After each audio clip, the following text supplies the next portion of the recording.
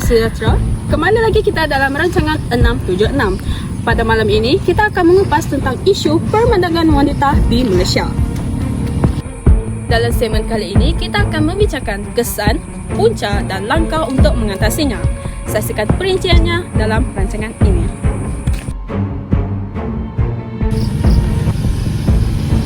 Apakah itu pemandangan wanita? Pemandangan wanita merupakan perdagangan yang dilakukan melalui pergerakan ataupun migrasi yang dilakukan secara haram. Hal ini sering dilakukan di dalam kalangan wanita yang sering digunakan sebagai pelacuran ataupun digunakan sebagai bentuk eksploitasi seks yang lain.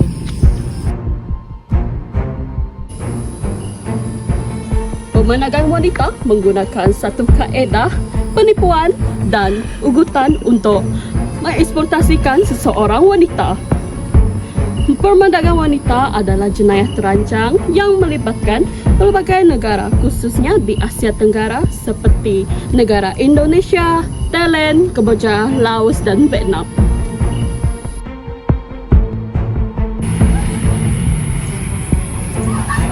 Pada malam ini saya akan meneruskan lagi dengan sebab pemandangan wanita.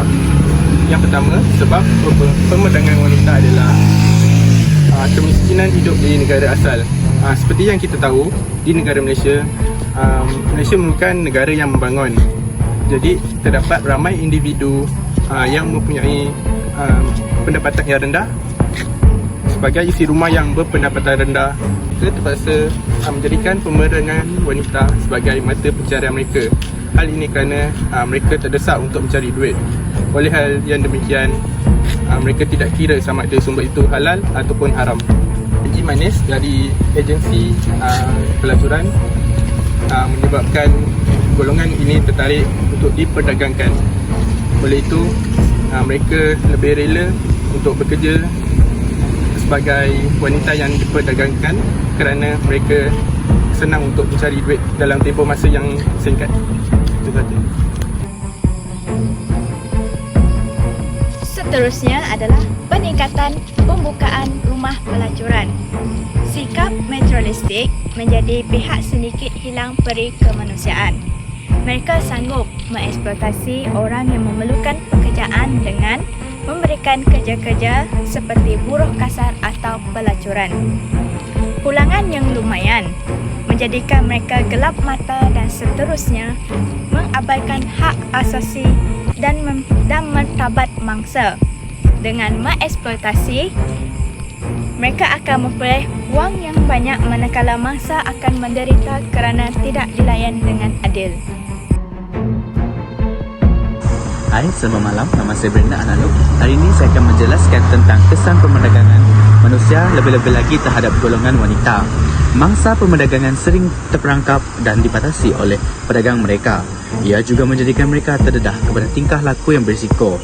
Ini memberikan kesan yang efektif kepada golongan wanita kerana golongan wanita akan mengalami kebimbangan untuk keluar dari rumah kerana mereka akan sentiasa takut dan mendengar tentang isu pemandagangan manusia. Lebih-lebih lagi kerana mereka merupakan seorang wanita dan mudah untuk dijadikan pedagang. Oleh itu, sekian saja daripada saya. Sekian, terima kasih. Saya akan melanjutkan perkongsian tentang impak negatif pemerdagangan wanita. Impak negatif yang paling ketara adalah peningkatan masalah sosial. Misalnya, seks bebas, pelacuran dan minuman beralkohol secara berlebihan.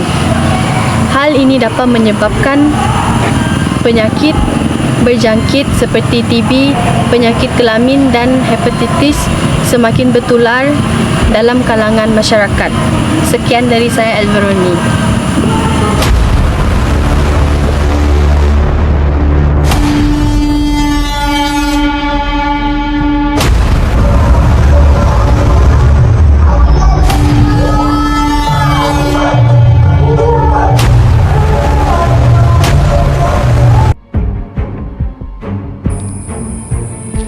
Sudah sedia maklum tentang punca dan kesan pemandangan wanita. Setiap masalah sudah tentu ada jalan penyelesaian. Antara langkah-langkah untuk mengatasi masalah ini ialah yang pertama, pihak kerajaan hendaklah mengubah undang-undang iaitu Akta Anti Perdagangan orang dan anti penyeludupan migran 2007. Akta ini bagi melindungi mangsa perdagangan orang dan penyeludupan migran yang sebahagian besarnya merupakan golongan wanita. Yang kedua, pihak berkuasa iaitu Polis Diraja Malaysia memainkan peranan yang sangat penting untuk menangani masalah ini. Mereka juga boleh mengenal pasti individu dan sindiket yang terlibat dalam kegiatan eksploitasi seksual dan mengambil tindakan pendakwaan di bawah undang-undang yang berkaitan. Mereka juga dapat mengenal pasti individu dan sindiket yang sering menjadikan point of entry penyeludupan yang membawa wanita warga negara untuk dijadikan pelacur bagi tindakan pencegahan. Salam sejahtera, kami daripada rancangan 676 ingin mewawancara salah seorang bangsa pemenangan wanita. Bagi soalan pertama yang akan ditujukan oleh bangsa ini adalah, bagaimana Anda boleh terlibat dengan sindiket pemenangan wanita ini? Bagaimana saya terlibat dengan sindiket pemandangan wanita ini? Masa itu saya ada jumpa satu pekerjaan dari satu agensi DFB. Jadi saya nak mencuba untuk bekerja di sana sebab gaji yang mereka tawarkan adalah tinggi dan lumayan. Jadi saya pergi ke sana dan mereka terima saya sebagai pekerja, tapi mereka belum beritahu lagi lah apa pekerjaan yang saya perlu. Jadi mereka bawa saya kepada satu tempat dan di situ mereka memaksa saya untuk menjadi pelacur. Jadi saya melawan. Firstnya saya melawan, tapi mereka paksa. Kalau saya tidak menurut, mereka akan seksa saya. Mereka akan membuatlah benda yang membuat saya sakit. Jadi saya kena menurut. Apabila Anda terlibat dengan pemenangan wanita ini, bagaimana pula Anda membebaskan diri daripada aktiviti ini? Saya ada seorang kawan, dia pun sama mangsa dengan saya. Jadi kita orang rancang nak melarikan diri masa malam tu. Dia orang ada parti-parti macam tu lah. Jadi kita orang tak nak lagi, tak tahan sangat. Jadi dia bawa saya lari masuk, tapi kawan saya tu tidak dapat melarikan diri kerana dia ditangkap. Jadi saya sempat keluar dari tempat tu dan kebetulan ada kereta yang lalu. Jadi saya dia minta tolong dia supaya saya hantar ke balai polis. Jadi bagi ini, apakah kesan pula pemenangan ini terhadap Anda? Bagi saya kesannya sangat-sangatlah efek pada kehidupan saya sebagai seorang wanita, dan saya takut bila berjumpa dengan orang yang saya tidak kenal. Saya trauma, jadi saya tak nak percaya dengan orang lain. Saya susah nak percaya dengan orang lain kecuali orang yang betul-betul saya kenal. Jadi apakah nasihat ataupun harapan Anda bagi menangani isu ini? Nasihat saya kepada wanita di sana, jangan terlalu percaya dengan perkara yang tidak pasti dan sentiasa jaga diri.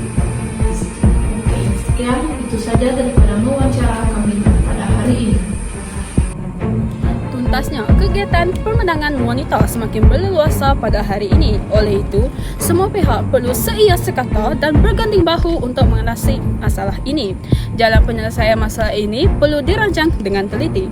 Beringatlah bahawa pemandangan wanita merupakan salah satu jenayah yang besar di Malaysia. Beringatlah sebelum kena. Itu saja daripada rancangan 676. Sekian, terima kasih.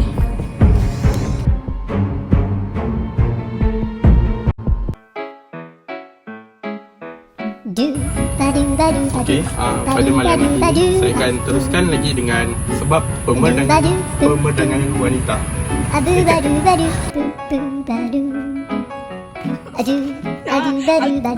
Tuntasnya, kegiatan pemandangan wanita nombor